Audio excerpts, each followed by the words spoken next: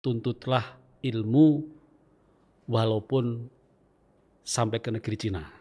Rifa itu gelar yang apa, yang seperti apa, dan gimana cara mendapatkannya? Di tanggal 24 Desember tahun 2024, SKPDES Program Doktor Ekonomi Syariah Pasca Sarjana UIN 1 Tulungagung lahir. Keberadaan PDES ini juga didukung oleh prodi-prodi di bawahnya. Nah, bagi teman-teman Mafeps yang ingin melanjutkan studinya di S2 dan juga S3 UIN 1 Tulungagung Ekonomi Syariah ya khususnya Pak. Itu gimana caranya? Maksudnya alur pendaftarannya dan sebagainya itu gimana sih Prof? Rekrutmen mahasiswa baru di pasca sarjana itu dilaksanakan setiap semester. Ilmu tinemu sangka ing laku gitu kan ya. Ilmu tinemu sangka ing laku. SPMB pasca sarjana. pasca sarjana. Ayo cepat daftar.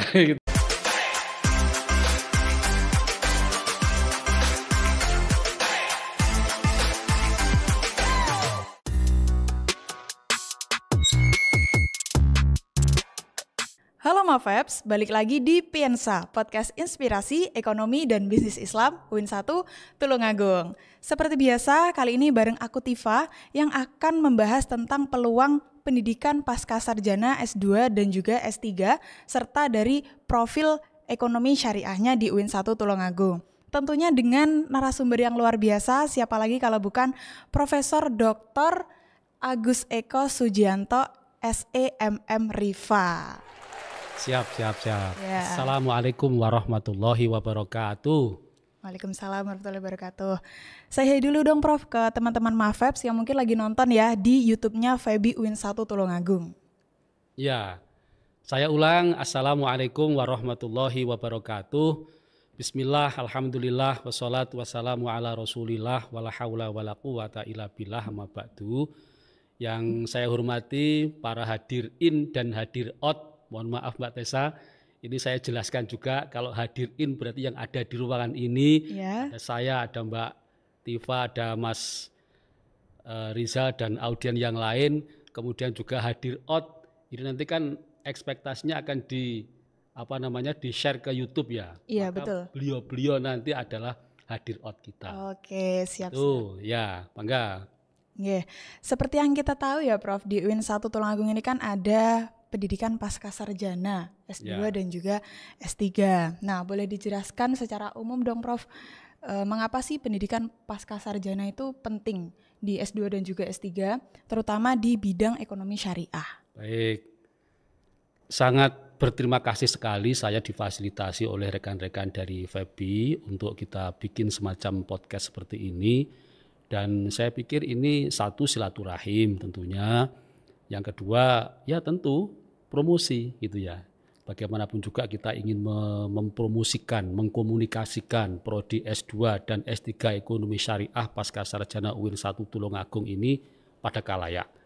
Nah, khalayak ini bisa melalui online seperti ini atau digital seperti ini dan juga bisa lewat forum-forum yang lebih konvensional, misalnya dalam bentuk promosi door to door dan sebagainya.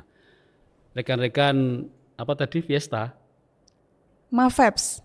Mahasiswa Febi. Ya. UIN 1 Tulungagung yang berbahagia. Sekadar rekan-rekan ketahui sebelum kita lebih teknis bicara tentang baik itu S2 maupun S3 Ekonomi Syariah Pasca Sarjana UIN 1 Tulungagung.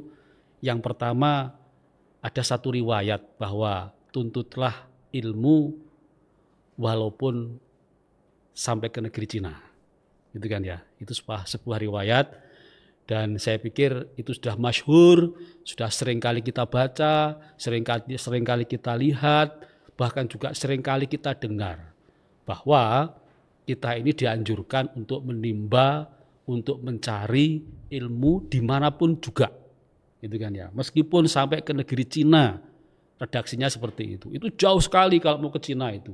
Dari Mekah atau dari Madinah ke Cina itu harus melalui Irak dulu, jadi ke utara, ke Irak, kemudian ke Iran, ke timur, kemudian ke Afghanistan, ke Pakistan, ke India, baru ke Cina.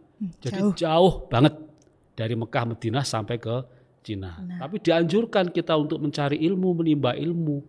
yaitu menggali ilmu sedalam-dalamnya, bahkan sampai ke negeri Cina yang konon katanya peradabannya pun juga sudah hebat di zaman itu, apalagi sekarang. Iya. Itu yang saya pikir yang clue yang paling penting. Pokoknya kalau kita tidak terkait dengan akidah sudah final, ya kan? Akidah final Islam.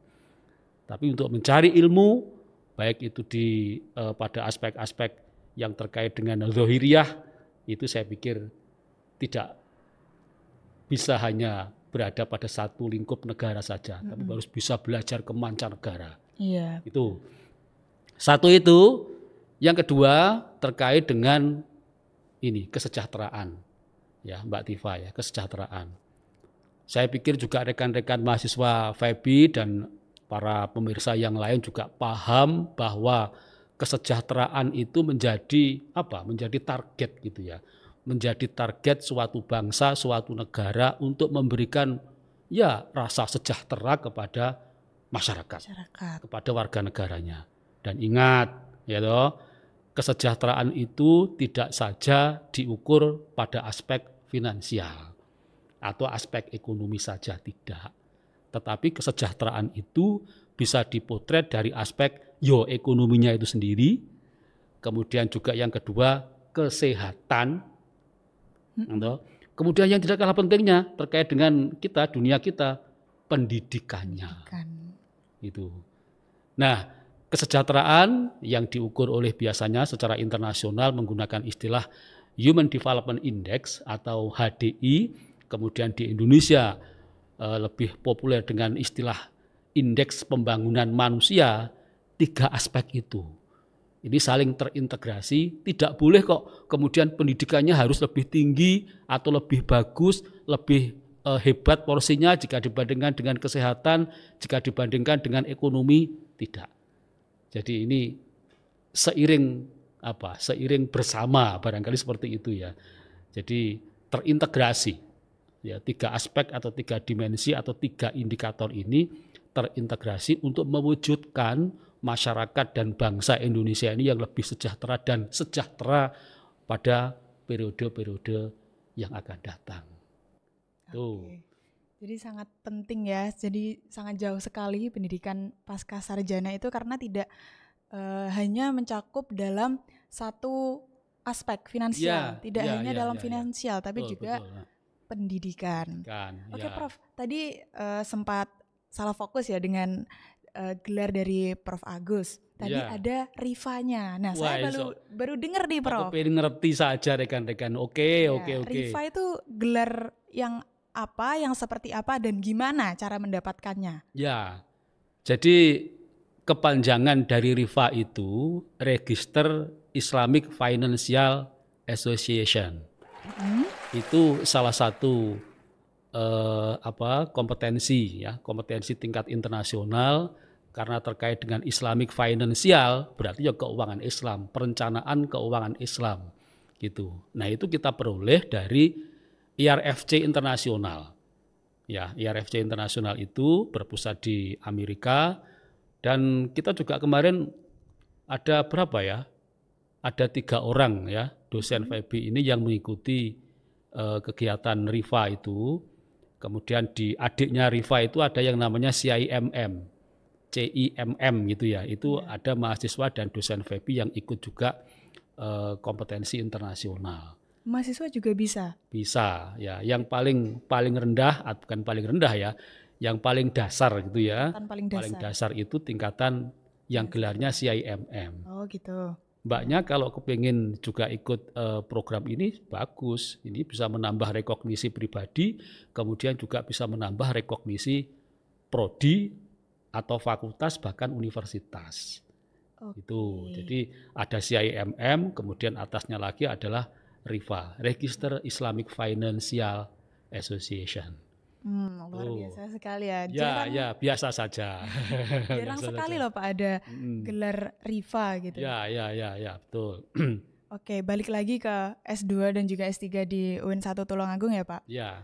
Apa saja sih dari keuntungan untuk seseorang yang udah di pasca sarjananya UIN 1 Tulungagung di S2 dan juga S3? Oke, jadi semangatnya UIN 1 Tulungagung ini kan kepengen tidak saja ekonomi syariah itu hanya pada tataran di awang-awang kan gitu kan ya. Tidak seperti itu. Tetapi bagaimana supaya ekonomi syariah ini bisa membumi. Dan salah satu cara untuk membumikan ilmu ekonomi syariah ini ya, salah satu di antaranya yaitu dibangunlah program studi. Ya, ada di FEBI ini ada prodi macam-macam ya, ada ekonomi syariah, perbankan syariah, manajemen keuangan syariah, bisnis syariah, akuntansi syariah, dan sebagainya. Iya. Follow up dari itu, ya kan? Follow up dari itu rugi kalau para mahasiswa ini atau alumni kita ini menempuh studi lanjut ekonomi syariah kemudian ke luar kabupaten atau lingkungan Tulungagung. Oleh karenanya lahirlah S2 Ekonomi Syariah, ya pasca sarjana UIN 1 Tulungagung.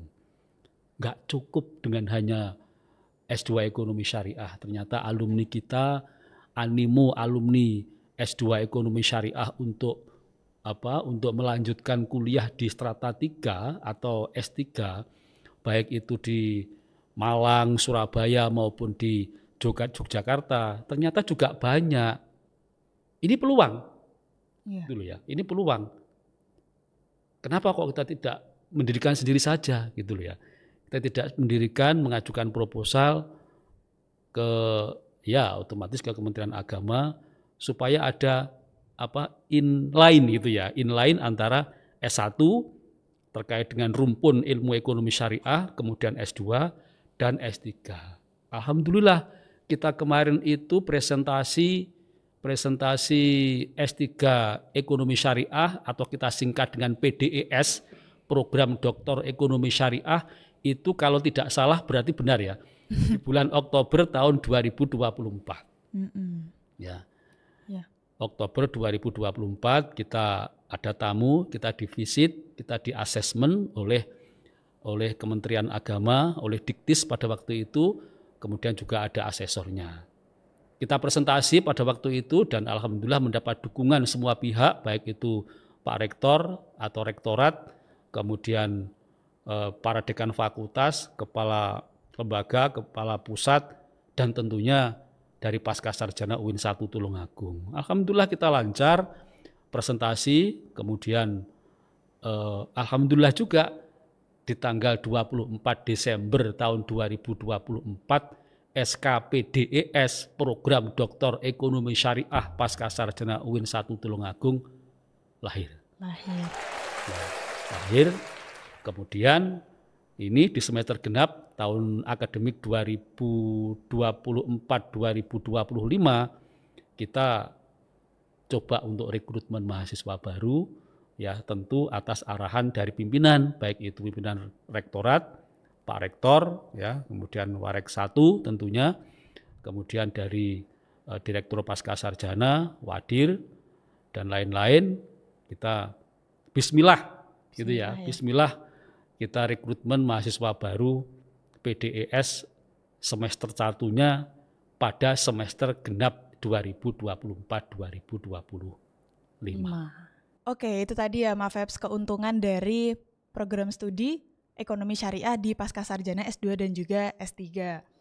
Nah, Prof, dari itu tadi ya, keunggulan dari Ekonomi Syariah S2 dan juga S3 di UIN 1 ini apa, Prof? Maksudnya yang membedakan dari ini kampus lain gitu loh, Prof. Betul, ini lebih teknis lagi. Bagus pertanyaannya, ya dah, bagus pertanyaannya. Jadi gini, Mbak, kita menyusun baik itu visi, misi, kemudian juga keunikan ya. Tadi kan Mbaknya tanya tentang keunggulan ya. Ya, keunggulan. Ya, keunggulan. Kalau saya menyebutnya keunikan gitu ya. Karena keunikan. Beda dari kampus lain. Apa yang membedakan dengan kampus yang lain atau prodi yang sama di kampus yang lain. Jadi kita dalam menyusun visi atau merumuskan visi, kemudian misi prodi S3 Ekonomi Syariah ini tentu tidak berbekal tangan kosong, ya kan? Tidak tangan kosong. Maksudnya gimana? Yuk kita melakukan benchmarking, ya benchmarking baik itu di Erlangga, Ekonomi Islam Erlangga, kemudian ekonomi syariahnya UIN Sunan Ampel Surabaya, kemudian program doktor ekonomi syariah UIN Malang, kemudian UIN Jogja, gitu ya. Itu kita benchmarking di situ. Nah, dari hasil benchmarking itu kemudian kita merumuskan. Jadi pengertian kita itu ya berarti ada rapat, tidak kemudian bim salah bim, visi itu kemudian hanya lahir begitu saja turun dari langit, tidak, ya kan? Atau dengan kata lain, oleh-oleh dari benchmarking itu kemudian kita rapatkan di forum internal, yaitu tim PDES dan difasilitasi juga oleh pimpinan Pasca Sarjana. Kita merumuskan arahnya kemana prodi doktor ya, program doktor ekonomi syariah Pasca Sarjana UIN 1 Tulungagung ini, dan kemudian muncullah konklusinya bahwa program doktor ekonomi syariah Pasca Sarjana UIN 1 Tulungagung ini ingin menghasilkan cendekiawan muslim yang profesional. Apa itu indikator dari profesional? Yang mampu mengintegrasikan baik itu ranah teori maupun ranah praktik ilmu ekonomi syariah dengan keuangan syariah menuju Indonesia Emas tahun 2045. Nah, itu visi PDES. Ya. Jadi mengintegrasikan tadi. Karena ekonomi syariah ini merupakan salah satu cabang ilmu sosial yang bisa diintegrasikan dengan berbagai macam keilmuan. Maksudnya itu banyak ilmu yang digunakan untuk membangun ilmu ekonomi syariah. Maka kita coba untuk meramu tadi dan mengintegrasikan ilmu ekonomi syariah dan keuangan syariah. Kemudian fokus lagi. Keuangan syariah yang dimaksud dalam hal ini apa? Yang sekaligus membedakan antara ke 1, 2, 3, 4 titik tadi. Yeah. Kita kepingin lulusan kita nanti profesional dalam kaitannya dengan baik itu keuangan sektor publik syariah, kemudian keuangan korporat syariah, dan yang tidak kalah pentingnya yaitu keuangan pribadi. Ya kan, atau keuangan individual. Iya, betul. Makanya tadi saya katakan di depan ada CIMM, ada RIFA. Itu dalam rangka untuk membuat perencanaan keuangan baik itu secara pribadi atau individu maupun secara korporat, bahkan juga sektor publik. Nah, itu. Jadi silahkan nanti rekan-rekan di masyarakat secara umum, kemudian khususnya rekan-rekan alumni FEBI, ketika kepingin memperdalam ilmu ekonomi syariah, bisa nanti di S2 ya ekonomi syariah, kemudian kalau sudah lulus melanjutkan ke PDES, program doktor ekonomi syariah. Kita fokus pada aspek keuangan individual, kemudian juga keuangan korporat maupun keuangan sektor publik. Iya, luar biasa sekali. Dari proses benchmarking itu tadi ya Pak, untuk keunggulan dari S2 dan juga S3 ekonomi syariah. Boleh dong Pak diminum dulu, kita tadi bahas yang berat-berat ya Pak. Oke, ya. S2 dan juga Bismillahirrahmanirrahim. Apa ini? Kopi, minumannya apa ini? Bismillahirrahmanirrahim.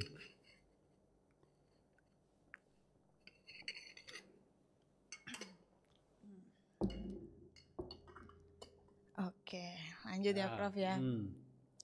Dari S2 dan juga S3 pasca sarjana ini nanti prospek kerjanya itu di mana Prof? Maksudnya apakah harus juga menjadi dosen seperti itu?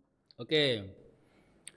Sebelum ke situ Mbak Tifa, ya. Mbak Tifa, ini perlu juga saya sampaikan gitu ya. Jadi historis lahirnya PDES pasca sarjana UIN 1 Tulungagung itu saya pikir tidak bisa lepas dari prestasi monumental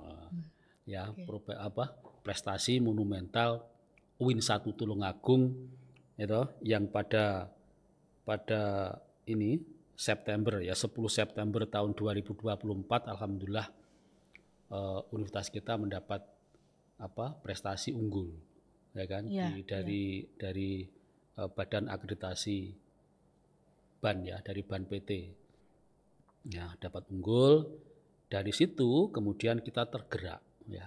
Sebenarnya sudah kita presentasikan PDES itu di tahun 2019, tapi karena waktu itu ada COVID itu, kemudian juga ada moratorium dan sebagainya, dan yang tidak kalah pentingnya waktu itu belum punya profesor, gitu loh ya. Kita presentasi di bulan November kalau nggak salah, berarti benar ya.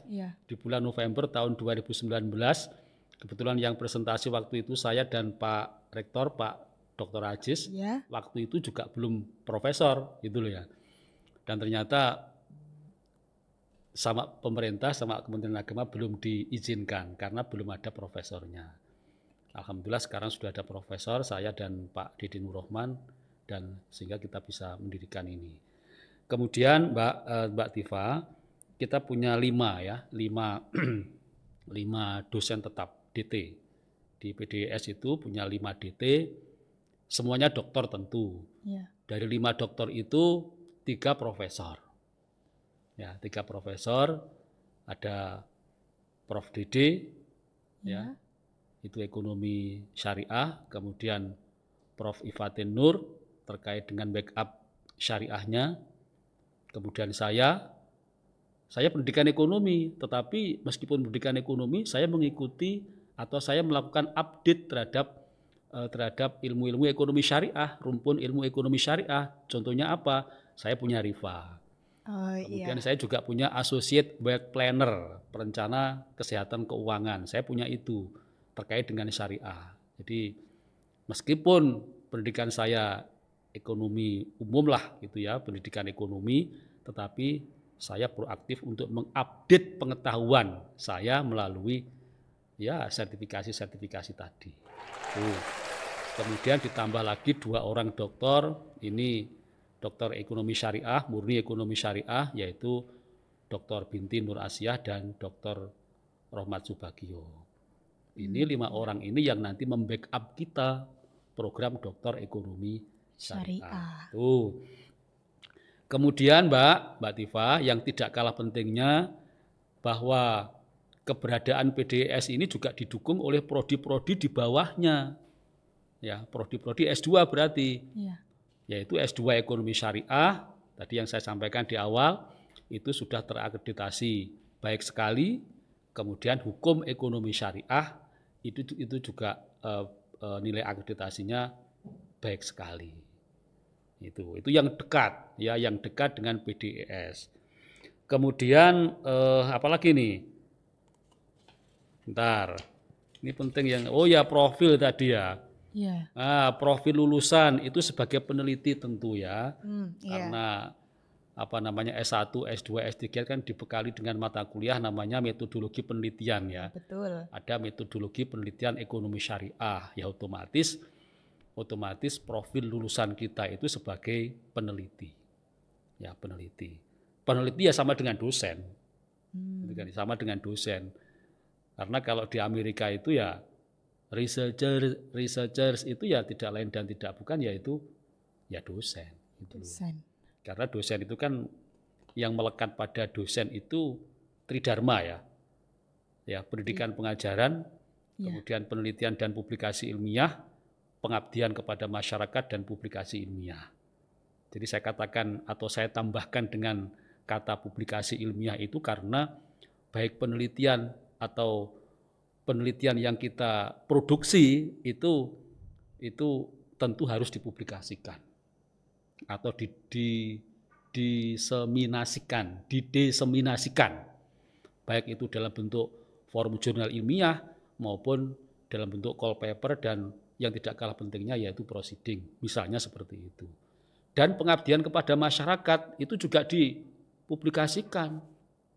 Jadi nggak boleh kita melakukan pengabdian masyarakat hanya dalam bentuk hanya untuk menghasilkan output laporan jilid itu, nggak boleh, ya kan?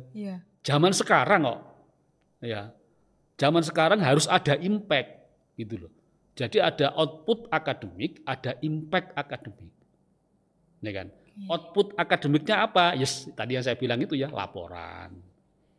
Kalau Mbak Tifa nanti sudah lulus S1? Belum, Pak. Oke, nanti lulus S1, outputnya apa? Outputnya skripsi, kemudian ijazah, kemudian transkrip nilai. Gak cukup hanya dengan 3 output itu. Harus ada satu lagi, harus ada impact akademik. Gimana hasil penelitian kita, hasil research mendalam kita ini, kemudian kita komunikasikan kepada khalayak.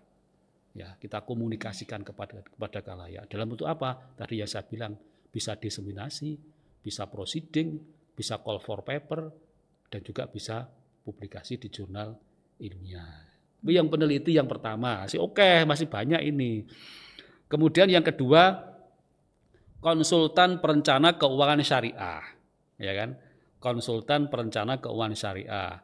Nah, karena tadi ya kompetensi inti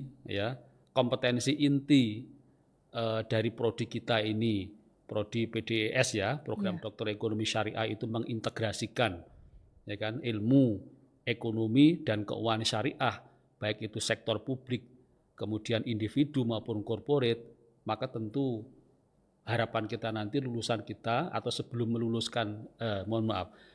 lulus nanti akan kita bekali dengan sertifikasi internasional.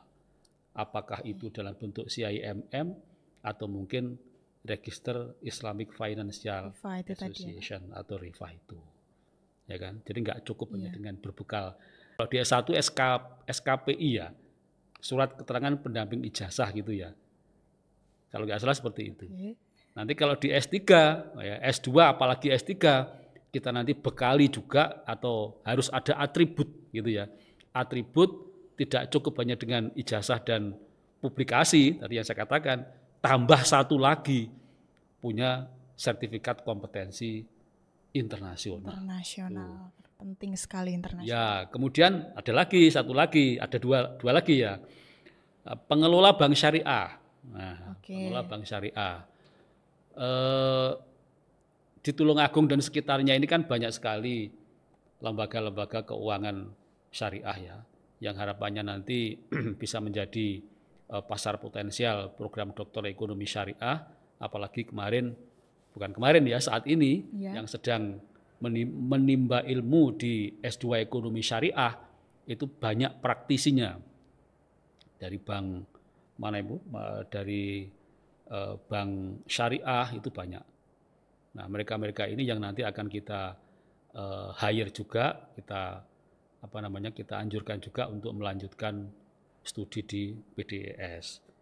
Dan yang tidak kalah pentingnya profil tambahan kita yaitu wirausahawan tentunya. Wirausahawan syariah. Nah, oleh karenanya supaya profil lulusan ini tadi benar-benar bisa direalisasikan, maka didukung dengan mata kuliah. Itu ya Mbak ya. Dengan struktur mata kuliah ya, dan mata kuliahnya nanti ya tentu akan kita tinjau ulang gitu kan ya. Sudah barang tentu itu sudah menjadi suatu kelaziman ya.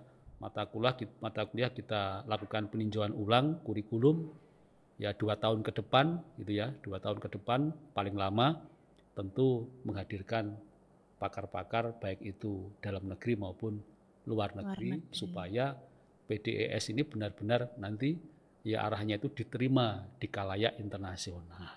Oke, luar biasa sekali. Jadi ya, alhamdulillah banyak sekali ya profil lulusan nantinya dari S2 dan juga S3 Ekonomi Syariah UIN 1 Tulungagung.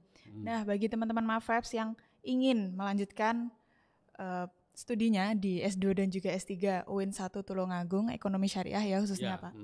Itu gimana caranya? Maksudnya alur pendaftarannya dan sebagainya itu gimana sih Prof? Ya, mulai, nah ini promosi kalau ini ya, ini promosi. Ya, boleh. Baik itu promosi kepada mahasiswa, kemudian alumni maupun khalayak umum gitu kan ya. Dan ini penting, ini yang paling penting ini.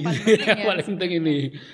Jadi mulai tahun akademik ya, tahun akademik semester genap 2024-2025 ini sudah diinstruksikan oleh pimpinan, oleh Bapak Rektor dan ditindaklanjuti oleh Pak Direktur Pascasarjana bahwa rekrutmen mahasiswa baru di Pascasarjana itu dilaksanakan setiap semester. Dan pada saat ini, pada saat ini tahun akademik 2024-2025 semester genap ini mulai rekrutmen gitu ya, rekrutmen mahasiswa baru. Jadi setiap semester, Mbak. Setiap semester. Okay. Dan yang tidak kalah pentingnya ternyata animonya juga banyak gitu loh ya.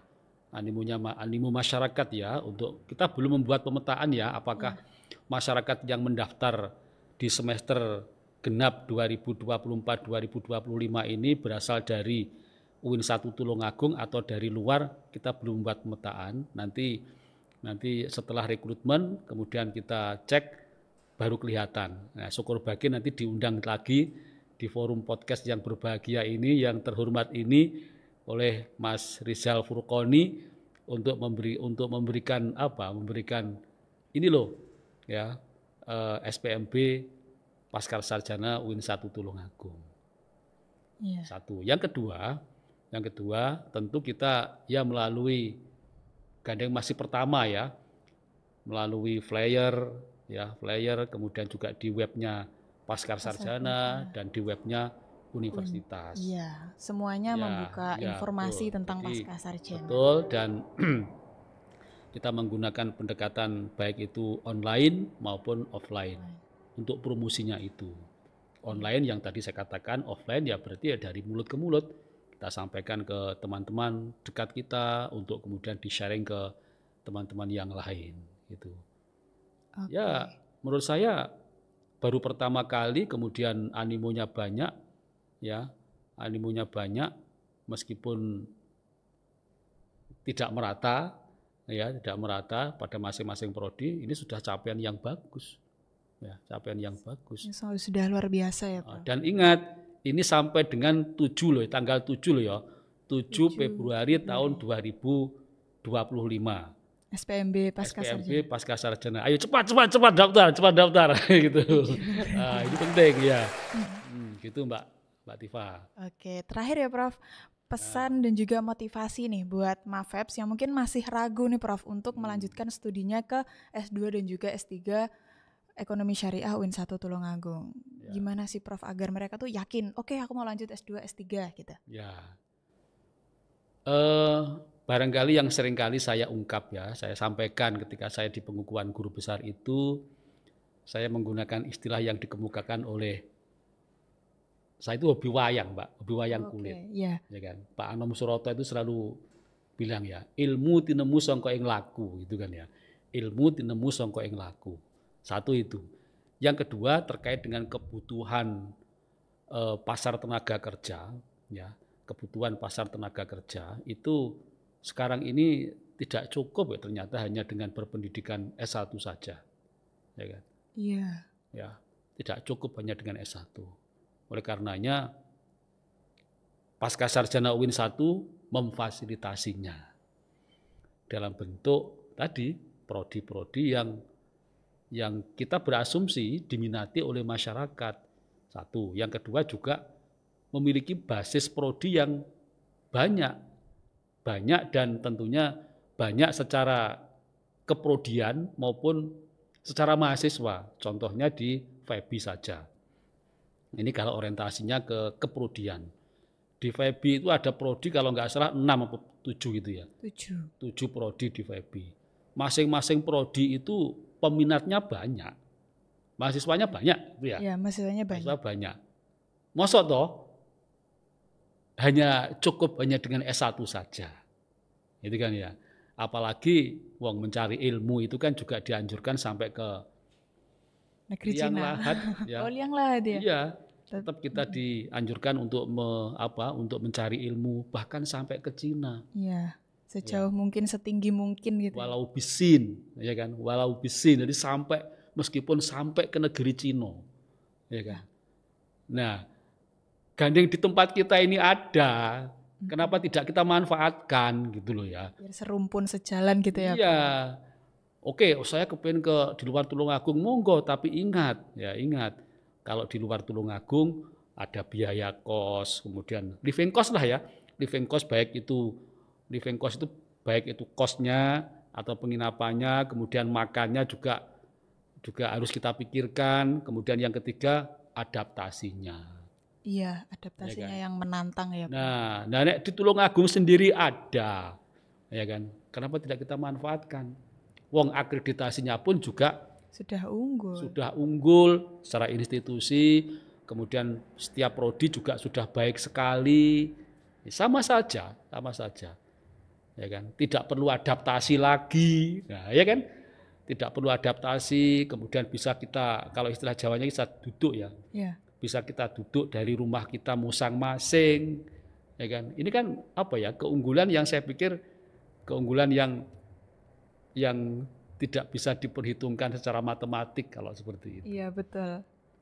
Nah gitu, monggo nanti kan kita fasilitasi dan dosen-dosen kita insya Allah punya kompetensi baik secara keilmuan maupun tentunya praktik. Iya, betul sekali. Jadi Mavibes nggak usah ragu lagi ya untuk melanjutkan studinya ke S2 dan juga S3 di UIN 1 Tulungagung. Kalau ada yang dekat kenapa harus cari yang jauh-jauh? Itulah intinya ya. Betul. Dan ini satu lagi. Apa, Prof?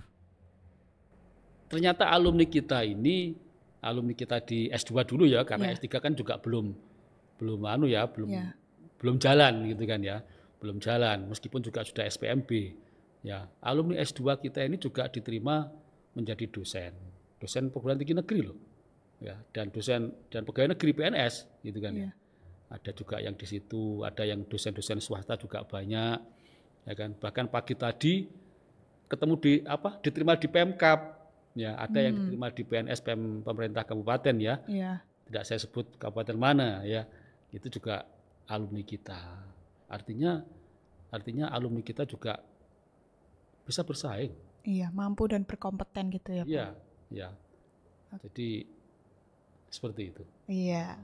Oke, Mavibes, kita cukupkan ya pertemuan kita kali ini di episode kali ini. Jangan lupa nonton Piensa ya, hanya di YouTube-nya FEBI UIN 1 Tulungagung setiap hari Rabu. Aku Tifa dan juga Prof. Agus Eko pamit undur diri. Sampai jumpa di episode selanjutnya. Wassalamualaikum warahmatullahi wabarakatuh. Waalaikumsalam warahmatullahi wabarakatuh.